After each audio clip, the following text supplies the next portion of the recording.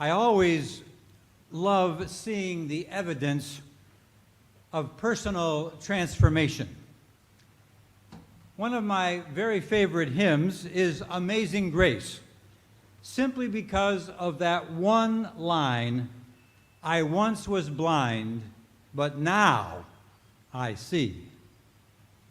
Whenever someone comes to their senses, has an eye-opening experience that leads to the transformation of the heart, that's when we know God is real. Transformation. This is what we have in our gospel story for today. The disciples see 5,000 hungry people, and they see 2 tiny little loaves of bread and a few sardines. And they cry out, "What are these? 2 loaves of bread and a few sardines. What are these? They can't possibly feed all these people." And then, calmly, Jesus takes the bread, blesses it, and then instructs them to share the bread and the fish. Just share what you have. 5,000 people are satisfied. And there are 12 baskets, count them, 12 baskets of leftovers. Whew. The disciples are simply stunned by this. They are stunned. And I believe they are forever changed. Never again will they look at the world through the lens of scarcity. If we could take a snapshot of those 12 disciples on that hillside, it would be a picture of transformation. Now let's place ourselves into this story. Will you come into the story with me, please? We are now the disciples. You and I, we're the 12. We're the ones hauling the 12 baskets of leftovers back up to Jesus. And we're saying to each other, you know, I've had a change of heart. I used to see difficult challenges and think, it's impossible. It's just impossible. Now, you know, when I encounter difficult challenges from now on, I think I'm going to pray. And I'm just going to believe that with God, all things are possible. In my pastoral work,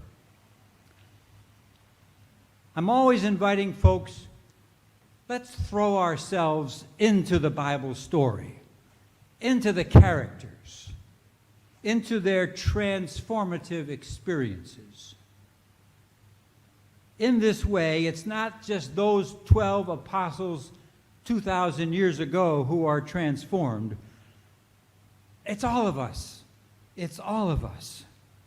It's we who begin to see the world through a new lens. In the beginning of that feeding story, the disciples see scarcity. 2 small loaves and a handful of fish. By the end of the story, their focus is on the 12 baskets of leftovers. I want to raise up those 12 baskets of leftovers this morning as a symbol. It's a symbol of our faith, of our Christian faith. It's a symbol, they're a symbol that beckon to us, inviting us to put aside the lens of scarcity and to put on that new lens, the lens of abundance. Later, in John's Gospel, the disciples pressed Jesus on this question of, why did you come here anyway? What are you doing here on this planet Earth? In response, Jesus says, I have come so that you may have life, and have life with abundance. Abundance. So the feeding of the 5,000 is meant to illustrate this basic theological truth. Jesus Christ came into the world to transform the world from a community where love is in scarce supply to a community where love abounds, where love simply takes over the whole place. I've come to think of the 12 baskets of leftovers as 12 baskets of love, an unending supply of love. I love this feeding story, can you tell? I kind of get into it. I want you to get into it too. Of course, there are multiple kinds of hunger. My understanding of Jesus is that he cared about all the hungers of the world. The hunger for meaning, the hunger for meaning. The hunger for acceptance. Wow, that's a big one. The hunger for acceptance. The hunger for wholeness. The hunger for love. The kind of love that transforms. The kind of love that brings people together.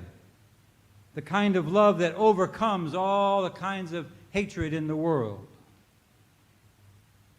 I sometimes picture Jesus walking up to a stranger,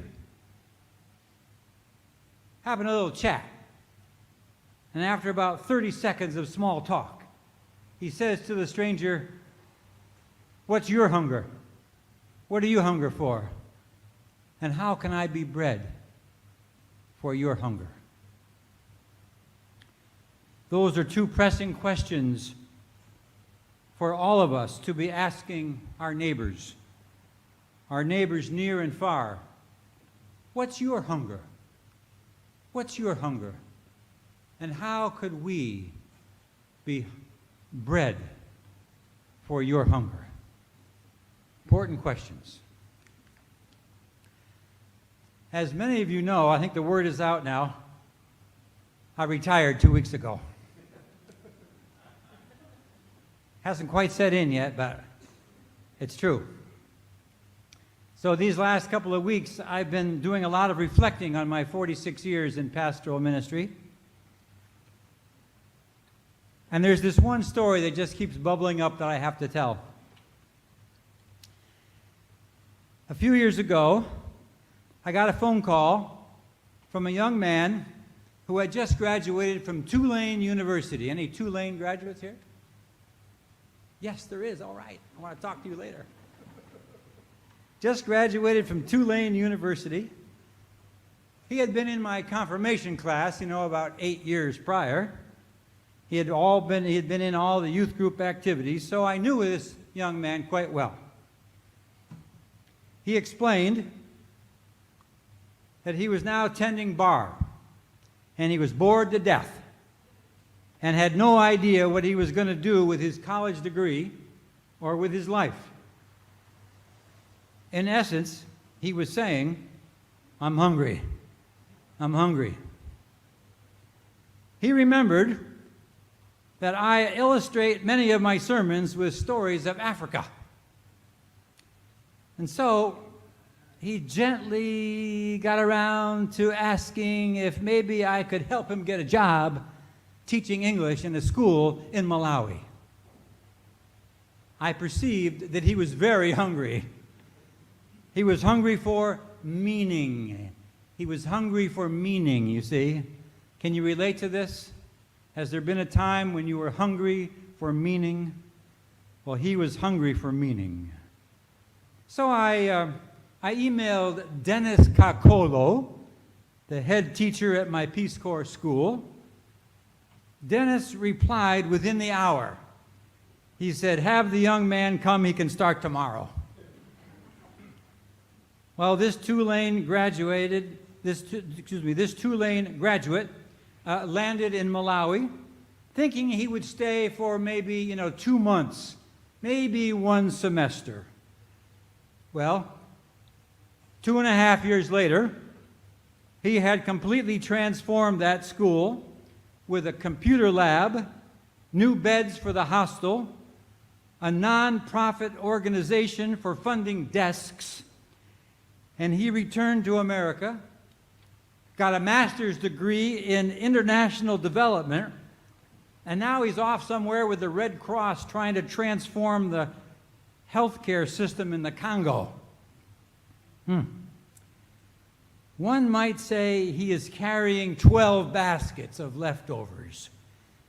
I know for sure this young man is a picture of transformation. Instead of serving up bar whiskey, he is serving up hope.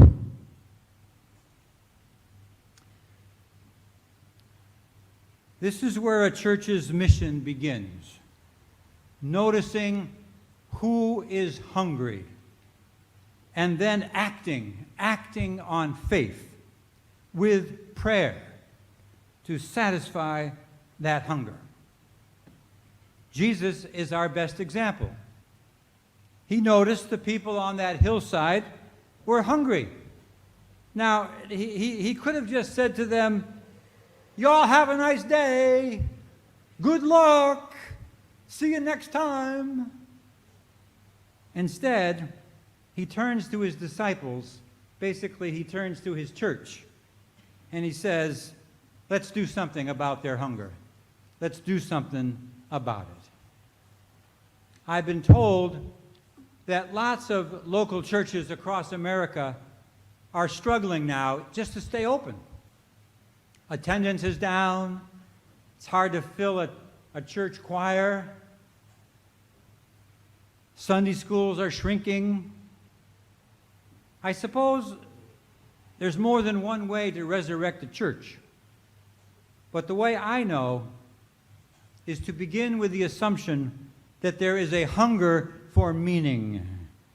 There is a hunger for meaning. There is a hunger for what I call God encounters. You know, a lot of people would drop by my office wanting to tell me a story. And I would just say, well, sit down, tell me the story, I'm all ears. It might be a story about a wedding they had just been to. Might have be a story about hiking up to a certain mountaintop. Might be a story about their first AA meeting. Might be a story about witnessing their granddaughter's graduation from kindergarten. Ask me about mine. I'll tell you about my daughter. Yeah.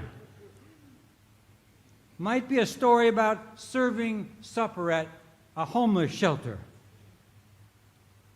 I listen to these stories, and then I sit quietly. And then I often ask, and what did that mean to you?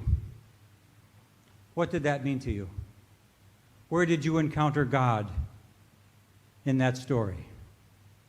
Where was your God encounter? And then there's usually silence in the room. And then there's a smile. And then sometimes a tear. They're getting in touch with the meaning and the divinity of it all. That's where the 12 baskets come in. The 12 baskets represent the meaning of it all, the divinity of it all. For there is an abundance of meaning in nearly everything we do.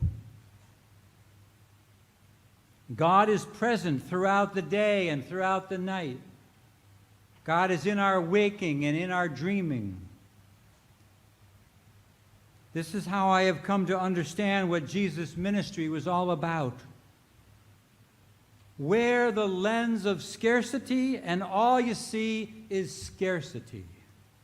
But put on the lens of faith. Hey, what you see is God.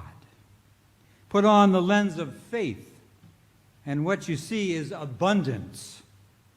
Put on the lens of faith, and that's when we know we're living in the greatest of hope. Amen. All right. Thank you for that. It's all right in the church to say amen. Yeah.